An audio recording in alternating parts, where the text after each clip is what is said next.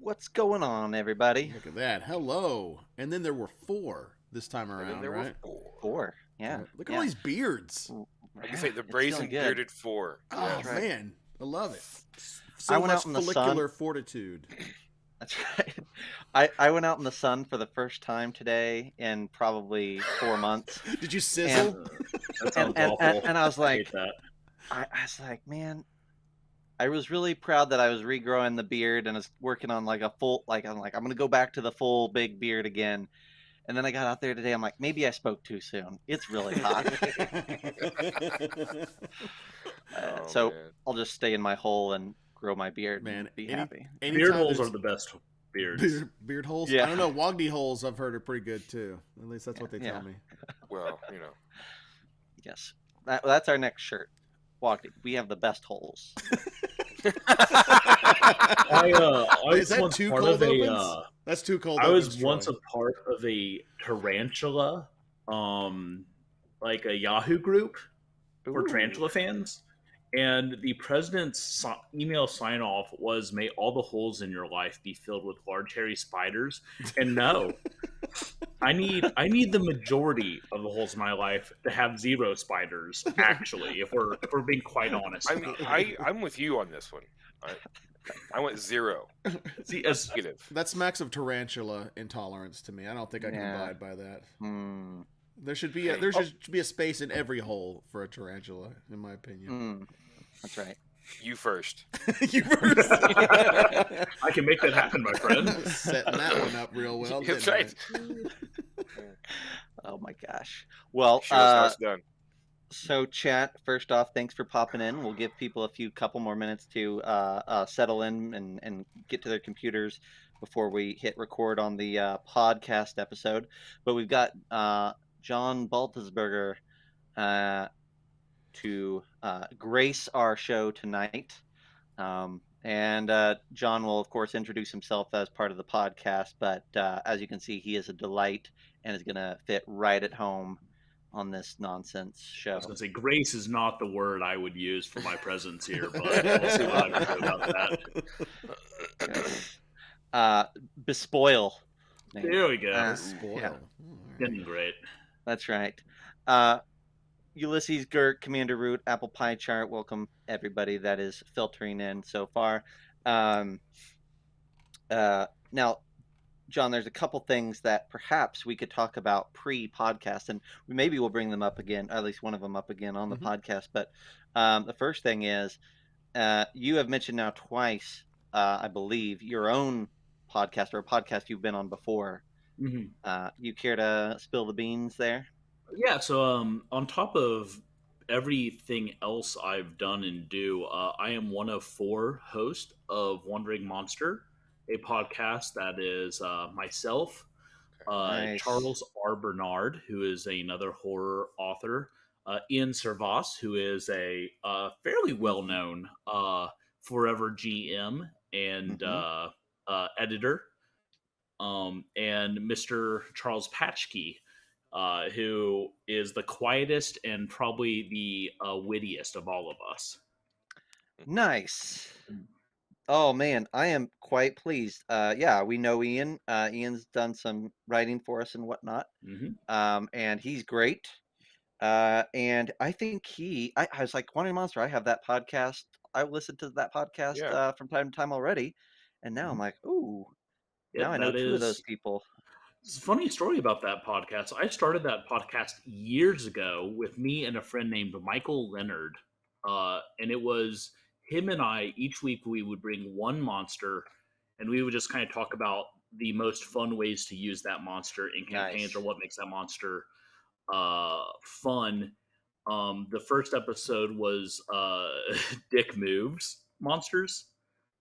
So he brought mimics, which obviously like huge. The possibilities Absolutely. are endless. The dungeon can be a mimic. It's like there's no end to the tomfoolery.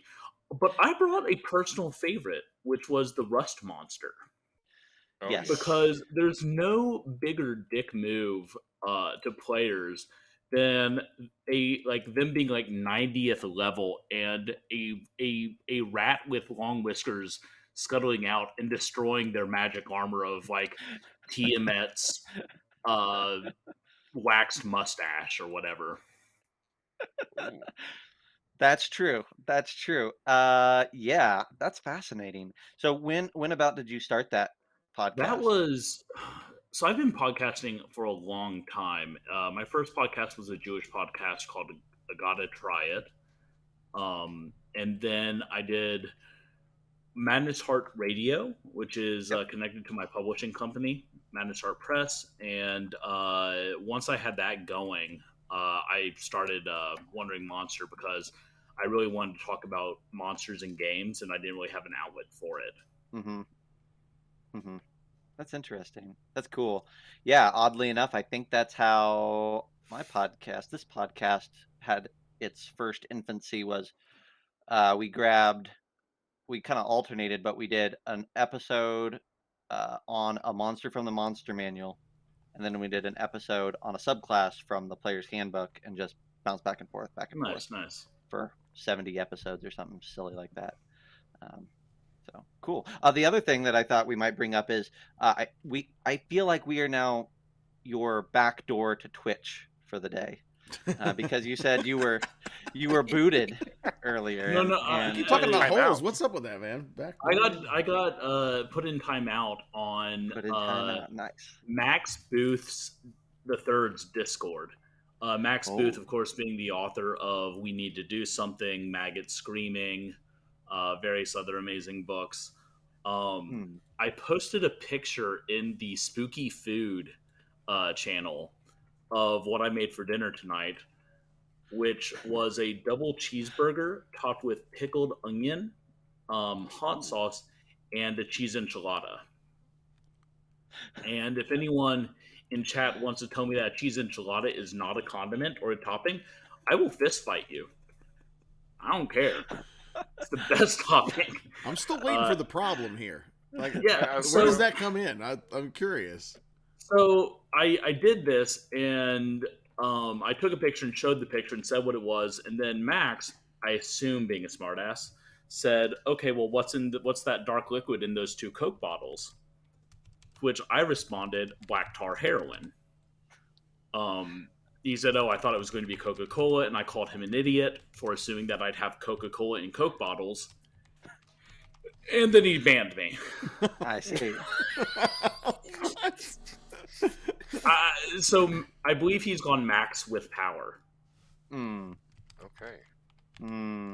It's a good pun. I'm a dad, okay? Give me my dad jokes. Well, listen.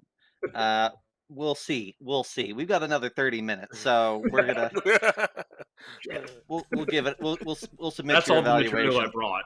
Yeah. Okay. That's it. I'm done. That's all the pre-show prep you did. Excellent. Awesome. That's all the show prep I did. Period. I'm in trouble. There you go. Well, that's pretty good timing. We've given folks the appropriate 10 minutes, and so we're gonna get started into this episode. Word of warning, people, as we sometimes or often do, we're going to record 2 episodes tonight. The first one's going to be with John, this interview, and then we're going to pop back for round 2. And there will be a brief downtime, about 5 minutes or so in between here on Twitch. So just stick around, and we'll spend more of your money. Yeah. Troy, since evidently I must ask this every single week, yes. Are you recording? You are recording. Great. Awesome. Yes. Good. I did not ask last week for probably the first time in a year and a half, and he did not record. He didn't record. Yes. I know your pain. Yes.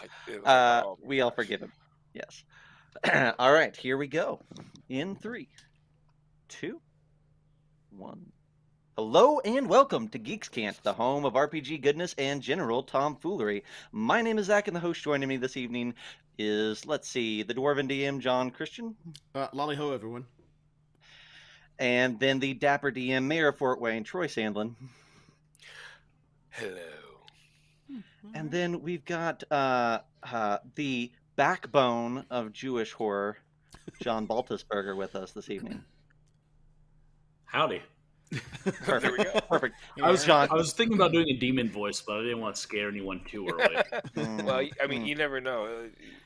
There's You been defaulted yodeling, to all kinds of Texas, and are you not from Texas? So I'm a native born Austinite. I was born and raised in Austin, so yeah, howdy is kind of my default greeting in yeah, every situation. Right that on. that that that checks out. Yeah, cool, awesome. It doesn't quite make it up to Kansas. Like if I filter down to like Tulsa or Oklahoma City, you start to get a lot more. But once you cross that line into Kansas, howdy is a foreign phrase that gets you a side eye. You're trying too hard if you say howdy in Kansas. It gets me side eye here because people assume I like immigrated from California because I live in Mm. Austin. Like, oh, why are you saying howdy? You're such a poser. It's like, nah, I grew up with the damn thing. No, I earned my howdy. How about you, friend? This is a blood howdy. A fight over a sarsaparilla. I will fight people from sarsaparilla. I love root beer. Whoa, easy. Come at me, y'all. Well, that is probably the worst segue we could ever have, and to welcome you to the show, Master John. We're here to talk about horror and Mork Borg and all sorts of crazy goodness, and really excited. Myself and Troy and our crew have the pleasure of getting to work with you on your next project, which we're going to get to here in just a moment. But we've been kind of connected on Facebook, on the socials for a while now, and you have a very interesting hustle. And so that hustle has now crossed over to the RPG space, and hence we are connecting on the show. So thanks for coming on, and let's start off with an introduction. John, tell the people who you are, what you're about, and what you got going on. So, my name's John Baltisberger, known on the social medias as Kaiju Poet. I am a horror author, a horror publisher, and a game designer. The tagline I use for my publishing companies has always been that we publish transgressive and experimental literature. Mm-hmm.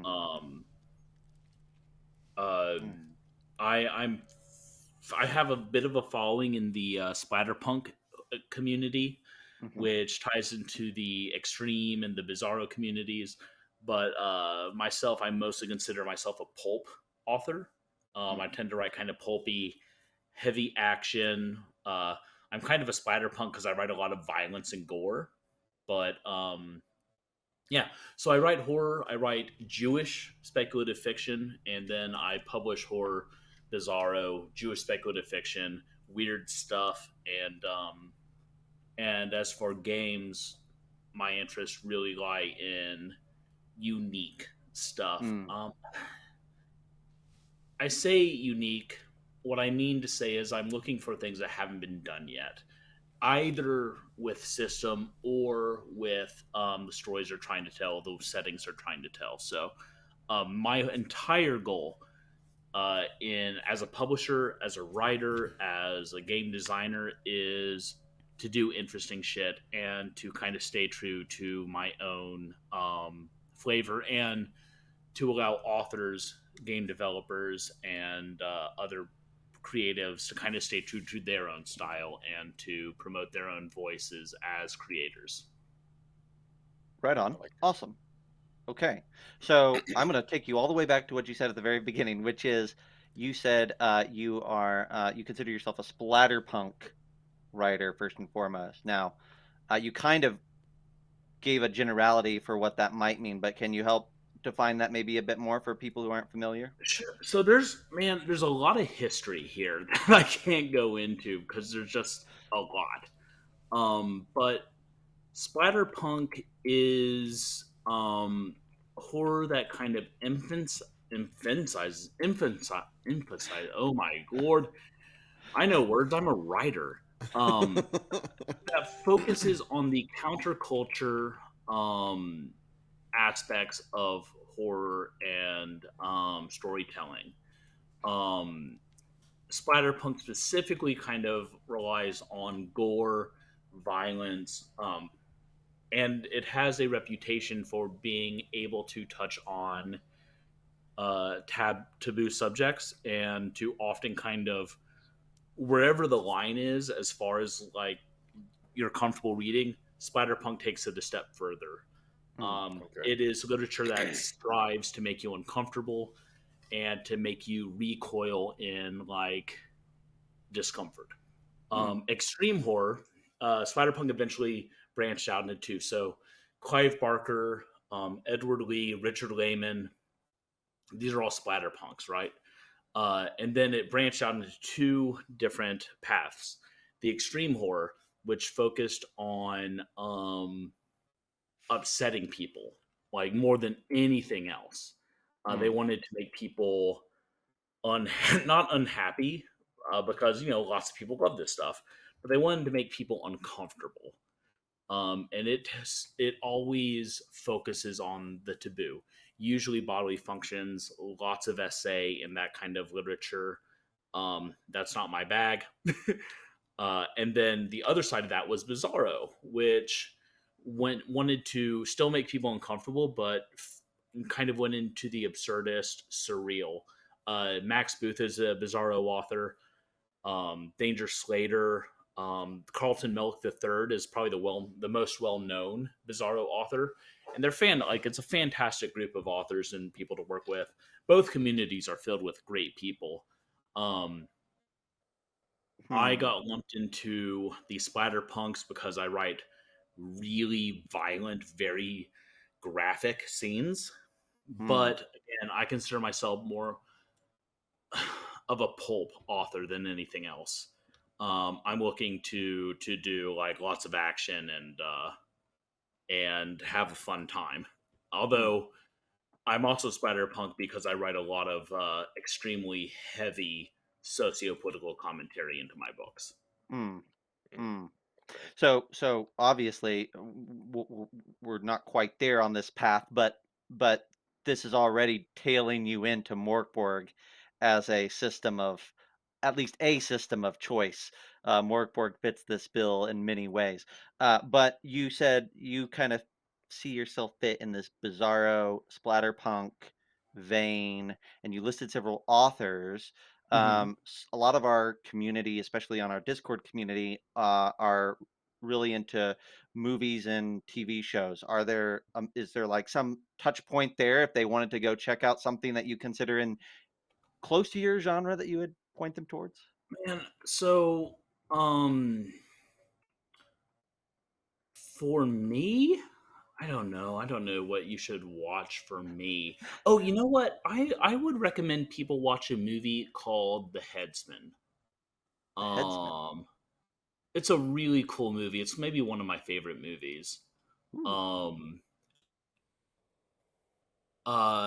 Also like any old exploitation film that features like barbarians and magic and that sort of thing is pretty, like, if you ramp up the violence, I honestly like Metalocalypse, Primal, that like level of like just off the wall, like, all right, there's a guy exploding now. Oh, that's metal. Like that's, I always, and this tails into like Mork Borg and several other systems I love. It's like, okay, this has happened. How can I take this to the next level of just like absurdly violent or stupid? Okay, but you should also watch Max Booth III's We Need to Do Something, which came out last year. I believe it's available on Hulu and maybe even Netflix now. But that is a good movie by a good friend of mine who's in the same community as me. Right on. We Need to Do Something. Sweet. Excellent. You have checked those boxes. Troy, so we have this idea of the genre, but now we've kind of narrowed it down into a specific subgenre. But Troy, you were intrigued by John's, like, not just subgenre, but like the genre that he carved from stone, from marble. Yeah, I have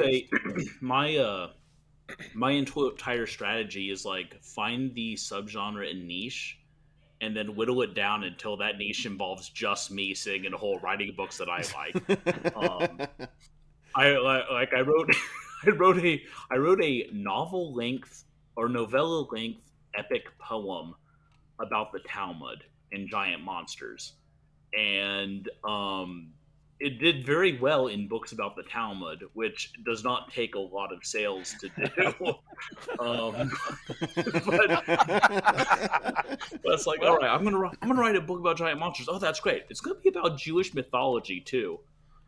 Okay, and it's gonna be in poetry, and it's all gonna be one poem. No one's gonna read that. Well, like 4 people read it, and that got me to the #1 slot in Talmud books, baby. Listen, when people search for it, you're there. Yeah, I absolutely. dominated that section. That was all me, man. Jokes aside, all jokes aside about the Jewish thing, I'm passionately Jewish. Proud to be Jewish. Right on. And Jewish lore, Jewish mythology, Jewish culture is so much bigger than anyone thinks. A little while back, someone posted in a Facebook group, "I want Jewish horror, but not about a golem." And they got lambasted by people like, "Oh, I want roast beef sandwich without roast beef."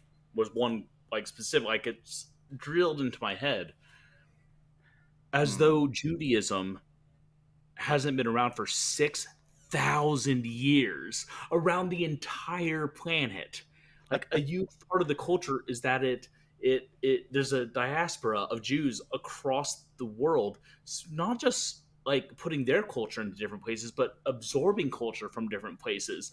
And it's like, yes, the entirety of Jewish culture, a 6,000-year-old community, has one monster. And it also goes like, for a lot of people, it's like, oh, Jewish horror, that's the Holocaust. And 9 times out of 10, it's like, what if there's a Nazi vampire at the Holocaust? So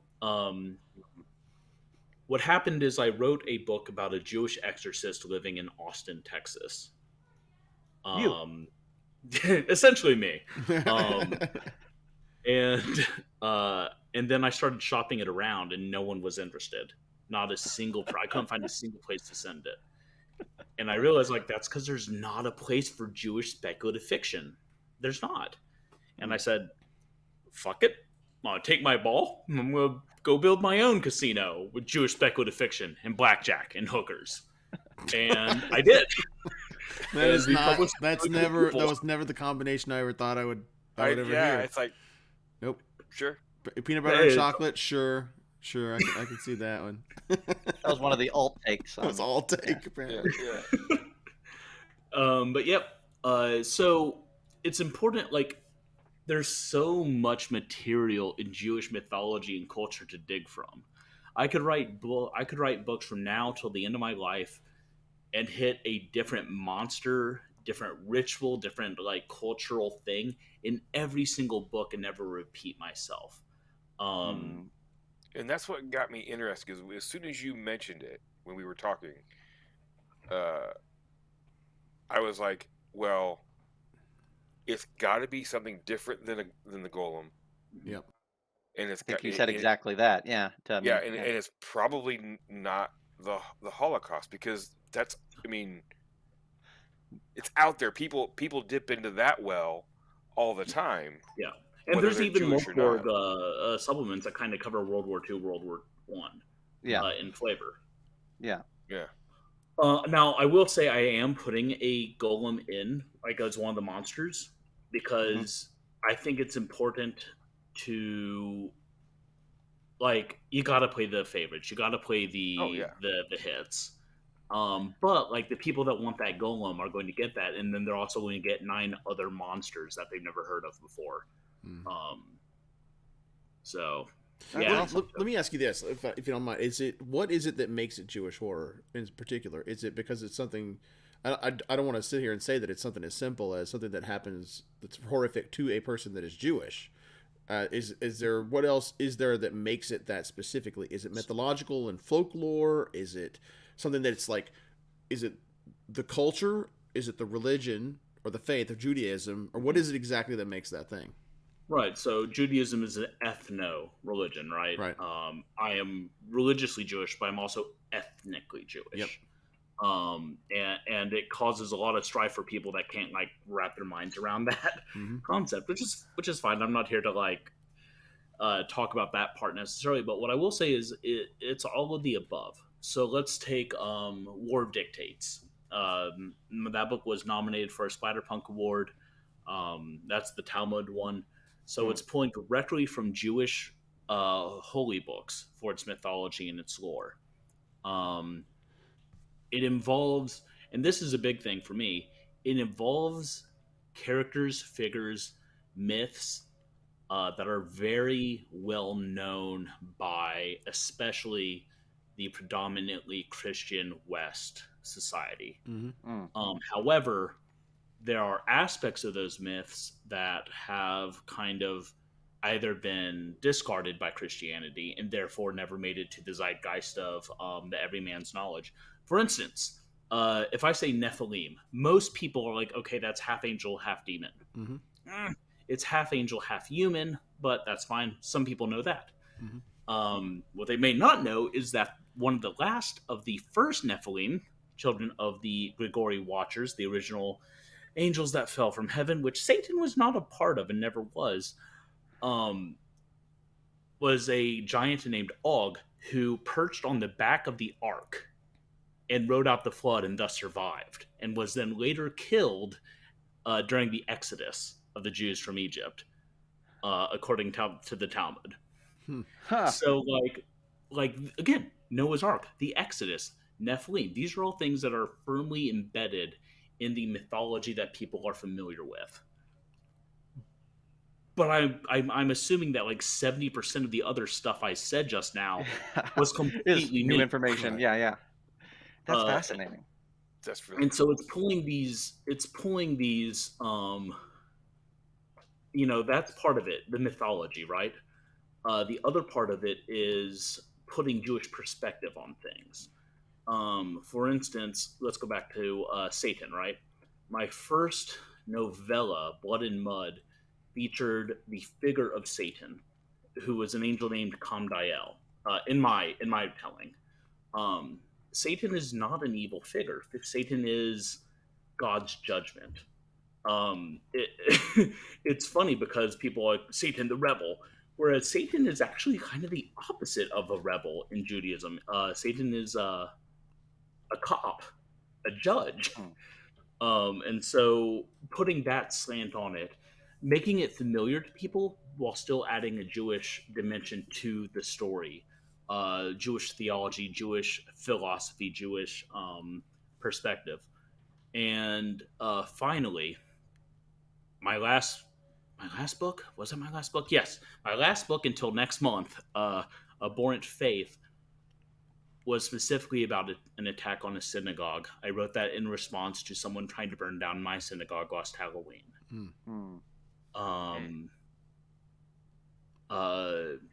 About $2 million worth of damage was done to my synagogue, and I was very angry, and I wrote a book about that anger, about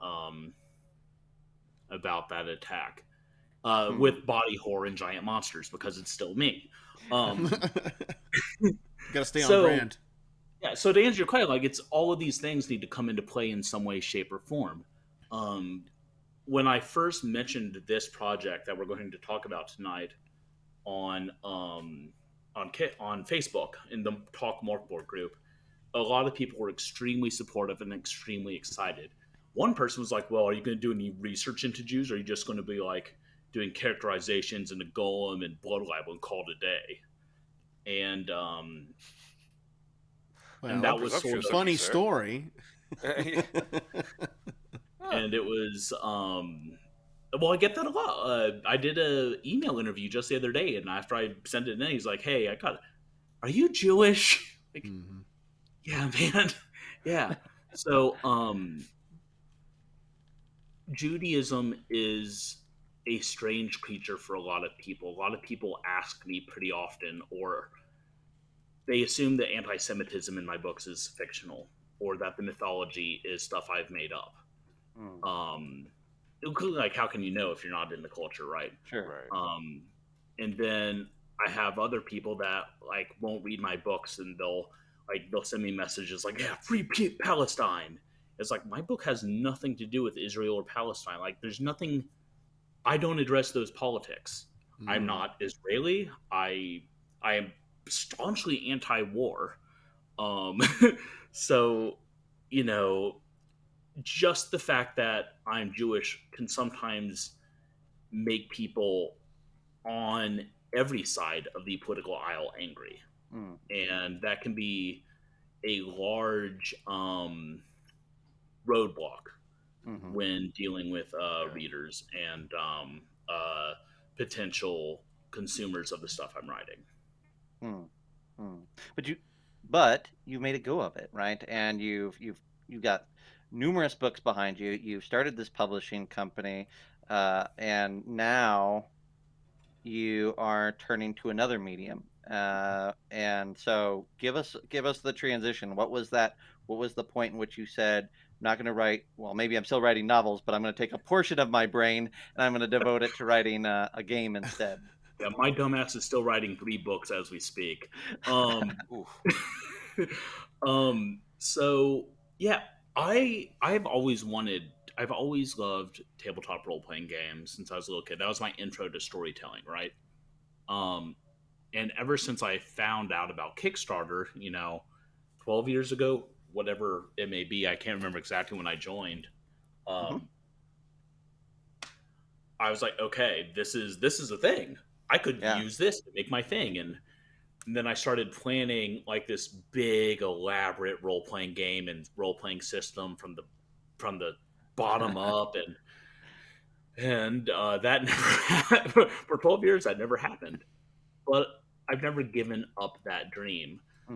It just seemed, even with Kickstarter there, it seemed insurmountable without the know-how, without a team, without artists, without all these things. And then Mork Borg happened. And I've been a creator and I've been in creative spaces for a long time. But right now, in the horror community and in the role-playing game community, there's a renaissance where people are saying like, well, I can do this too. And not only are they saying I can do this too, but everyone around them is saying, yes, you can, and we're going to help. Everyone's kind of pulling together in these communities to make people's dreams come true and to create these products. And it's incredibly beautiful. And I looked at Mork Borg and I said, well, this is great. And then I got my first Mork Borg supplement and I said, well, this is great. And I can do this. And so I started putting it together. That's not true. I started putting lots of things together. I wrote a game with a small team and published that to Itch, and then later realized I did not have a way to determine initiative, which, not fantastic. And then Ian Servas and I wrote Godless League Adventures, which is connected to one of my splatterpunk IPs. And that's a good game. Like, I legitimately think this is cool. That Godless League needs a little polish, needs a little thickening up of the lore, but it's a good game. And I think people, like, once people start getting it, they'll like it. But I want to bring Judaism into gaming. I want to bring all the weird monsters and strange lore and crazy legends and mythologies that I know into this thing, because it's going to be fun and people are going to really like it, and no one else is doing it. There's a handful of other Jewish game creators creating Jewish games, but they tend to be very thoughtful, very, without disparaging them at all, very Jewish games. Okay. Whereas, I think I see what you're saying. Yeah. Whereas what I'm going to be making is extremely violent and extremely in line with history. Instead of being like, okay, well, here's the Jewish legend and let's role play what we would do in these various places, which we played earlier this year. Very beautiful game. This is pick up your sword, the Inquisitors are attacking the plateau. Go, go, go! Awesome. It's going to be much more in your face. It's going, like I said, it's going to combine Judaism, Mork Borg, and death metal. So it's all the things like three great tastes that taste great together. Exactly. Yeah. That's awesome. Yeah, I got to have a little sneak peek of this book, and yeah, like to me, I think the thing that's interesting about it is that, at least my read on it, is that you chose to kind of, well, like you talked about when John asked you about how Judaism infiltrates your novels. In the same way, I was like, how are you going? What sort of Mork Borg supplement are you going to write, and what role does Judaism have to play? Well, the answer is yes. It's going to be a lot of things, right? Because you have like a little adventure as part of this, right? And you have monsters, and you have like everything has a facet. In the glimpses that I've got, everything has a facet of these themes and these ideas and this mythology. And to me, that's a really great way when you're saying, I have a weird idea, I have a weird concept, put this in your game, right? You're asking other people to experience this with you, and people will approach that in different ways if you give them that opportunity, right? So I like it because you really put together a resource book that I think gives you several access points to this, as opposed to just the one. Well, I think when I design something like this, and when I'm writing books, really, it's really important that it not be exclusionary, right? So I don't want a situation where I've written a book where Jews will like this. I wrote a book where I hope I've written a book, I should say, where people are going to pick this up and just like, this is metal, this is Judaism, cool. Like, it'll be enjoyable without any information. It'll be enjoyable for people to just like dig in, without needing any prior knowledge. And the knowledge they kind of get on the way there is just fun stuff that is a cherry on top. So the game itself, the source book, is not like how to Mork Borg up Jewish history. It's what if this event and all this stuff happened in the dying lands of Mork Borg. So it all goes along and marries with the lore and setting that already exists. It's not a conversion or separate thing that will like, if you had a character that survived Christian Eichhorn's Temple of the Kraken, well, by God, they can go to Morkabeans just as easily. Earmark or asterisk right now. Morkabeans, first time we said it on the show, we're 30 minutes in.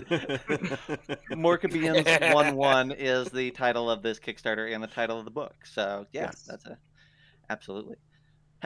Yeah, so that's really useful. I would say the other thing is like, it doesn't feel like a separate. You kind of already said like this takes place in the Dying Lands, but it's strange how much it feels like it takes place in the Dying Lands, right? Even when you were talking about the mythologies that we didn't know perhaps about Judaism earlier, right? Those stories. If you said there's this giant that falls from heaven and grabs onto an ark and survives a flood, that is a crazy, intense, bizarre, fascinating tale. And if you said that happened in Mork Borg, I'd be like, yeah, that lines up, right? It's cool, it's interesting, and you've never heard it before. That's Mork Borg also. There's this incredible legend. I'm going to include it in the book. I don't know that I want to spoil it on show, but there's this legend so Morkabeans is very specifically the history of the Maccabeans, the Maccabean revolt, which really plays nicely with Mork Borg's world. But the Maccabean revolt is what led to Hanukkah. However, there's a legend revolving around this revolt that if I just read it with no other context, I'm like, oh, I must be reading a Mork Borg book right now because it's so on brand. So just grab some of that. Yeah, awesome. So the kind of the tail end of what we like to do when we're talking about a project like this is we kind of got to know you and what you're about. We now kind of know the context of the book. But now, what is the book, or what is the Kickstarter? What are we looking to fund here? So what we are making is a zine, 50 to 60 pages, kind of depending on what stretch goals we hit, that is going to be chock-a-block full of weapons, monsters, artifacts, modified from Jewish legend to fit the Dying Lands, angels, Nephilim, and of course this kind of adventure in which this tribe of heretics living in the desert who worship a god of names uh, is defying the will of the two-headed basilisks, and like an inquisitorial army is coming to crush them. So there's two parts to the adventure. There's the plateau Masada, where they all live, and like storming or defending that, and like the environment around that. And then in the middle of Masada, there is the Temple of Tongues, which is a Mork Borgian Tower of Babel, in which there is an adventure to try to fetch something horrible and deadly from the temple in order to have great fun. I love So that. it's an adventure. It's a source book. It has a lot of. I've been enamored with Christian Eichhorn and Philip Reed and all the stuff they've created, and they've really showed me that a Mork Borg supplement should never be just one thing. So I'm hoping to do several of these, and I'm going to make them weird. I'm going to make them brutal, and hopefully fun. Mostly fun, right? Absolutely. Heck yeah. Awesome. So, Troy, did you have something there? No, I'm absolutely fascinated by all of this stuff because, I am one of those individuals. I don't know much about Judaism, and as you talk about these different this different lore, this mythology that's behind it, the giant writing on the back of the ark, it's like, well, I don't remember that from Sunday school. Why'd they leave that part out? That would have been cool. Yeah, right. But, what book was that in again? It's like, is that the Apocrypha? No, that's not the same thing. No, that's not the same. That's not that. Why doesn't my book say that? But it's like, even I like Mork Borg. It's just a freaky, over the top mess of a game. It's great. Even if I don't ever play Mork Borg, I'm buying this.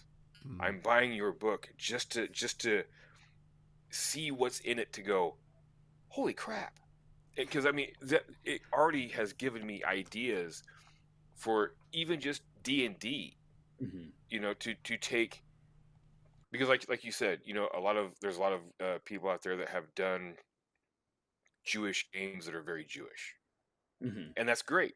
That's great that you have that. But I feel like what we need is a POD for gaming. The band POD. You listen to them, and you're rocking out. You're in the mosh pit. You're having a great time. And someone's like, "Oh yeah, they're a Christian band." What? No, they're not. It's like, yeah, they are. It's like, oh, I never knew. Yeah, well, some people will do put that in your some people will put do that in your bio, John. There you go. Some people will be like, "Oh, I never knew," or some people are like, "Oh man, you ruined it." Yeah, and you know what? And that's true. But the only person that they're hurting is themselves, because now it's like, you liked it 5 minutes ago. Yeah. It was cool 5 minutes ago. You're the backbone of Jewish horror, and then from Troy, you're also the Jewish POD of RPGs. You put that on your resume. You're going somewhere, my friend. I once tricked a guy into listening to a song, and he loved it. He's like, "Oh man, this is great. Who is this?" It's Korn. And he was very mad at me but he did go buy their discography the next day. Right? Yeah. Nice. Yeah. Like that's like do that to somebody with Nickelback. I dare you. I dare you. Like, you son of a bitch. How could you do that? You have to give them listen to the song first. That is true. That's fair. That's fair. Yes. Yeah, I really think that part of the key is to be unapologetically Jewish. Yes. But to do so in a way that is like D&D, right? D&D role-playing game. I'm using D&D as a catch-all for role-playing games. We have to be unapologetically nerdy and love what we're doing. Mm-hmm. But we need to do so in a way that invites other people to enjoy it with us. Yes. Judaism is not something that everyone knows. It's not something that everyone's comfortable with. But by opening the doors with, like, I have that urban fantasy series, Book of Zev. The third one's coming out next month. Haha, trick plug. It's called Shade of Gray. And one of 50. one of the 50 of them. Yes. But like, I wrote that, and the first book has like footnotes on all the Yiddish and all the Hebrew words and all the rituals, because I didn't want people to pick it up and then say, like, well, I can't read this because I don't understand it. Mm. The subsequent books don't, but I think I do a better job of, like, writing in, like, in the actual text what's happening. But, like, it can't be elitist, because then people say, like, well, not only do I not understand this, it's trying to make me feel bad for not understanding it, and then they don't want to be a part of it. Mm-hmm. And so, this book, that's my game design, is keep it simple enough for people to learn quickly so they can start having fun. 2, give the players meaningful choices. It's the most important aspect of game design. It was taught to me by Brent Critchfield of Studio Woe. And 3, make it accessible. The more roadblocks that you have in your game design, in the writing, in the lore, in the whatever it is, the more roadblocks you have before someone can sit down and have fun, the less likely they ever will. Mm-hmm. Right. Mm-hmm. I love it. Well, okay, so you're looking at launching August 2nd over on the Kickstarter platform, day 2 of Zine Quest, and during Gen Con week, so it's a very busy week in the world of gaming. And John, you're looking to make your mark on it. John, where can people go, other than, we'll post the Kickstarter link in the comments section and in the show notes, but where can people go if they want to know more about you in general? Sure. So there is a website. It's www.kaijupoet.com. You can find my bio. You can find other people saying really nice things about me, because I copy and pasted theirs to make it feel good about myself. But mostly you can find links to, like, all of my books that I've ever written, good or bad. Or you can go to juanmoncast.com, and I review Mork Borg books there every Monday. And I also review other tabletop role-playing games Thursday or Friday whenever I get to it. Those are the 2 places, juanmoncast.com and kaijupoet.com, where you can find all my stuff. Awesome. Right on. All right. Well, John, thank you so much. Before we're out, I just want to read this thing from the chat from our buddy Ulysses. He says, I really appreciate that it was seeing Mork Borg and the creative flow of open source creation that sparked the creative lightning for John. His description of the Maccabee Uprising and a Masada-like setting resonates so much with the aesthetic of Mork Borg and the near apocalypse of it all. Thank you so much. And also, I will say, if my daughter had been born a boy, her name would have been Ulysses. Fenris Ulysses, specifically. Fenris Ulysses. Wow. Oh, what a great name. That, yeah, that's amazing. Yeah. We were not prepared for a girl, but that's what we got. You were like, Fenris Ulysses. So what did you end up with, Rita Ulissa. No. Aziza. My daughter's name is Aziza. Okay. It is Hebrew for strength, Arabic for precious, and Afrikaans, I believe, for beloved. I might be switching up the Arabic and the That's beautiful. but yeah, it's all these things that I think were like very indicative of what my daughter was to me. That's really cool. Anyway, buy my game so I can feed her food. Corporate. Yeah, you hear in the background, please, Papa, I'm so hungry. Oh, Papa, I'm so hungry. Do we have any more rentals? Not until the Kickstarter funds, dear. You must wait till September 4th. Awesome. All right. Well, thank you so much, John. Chat. We'll see you in a bit. And until next week, we'll see you next time. Cheers. Play great games, everybody. Stay safe.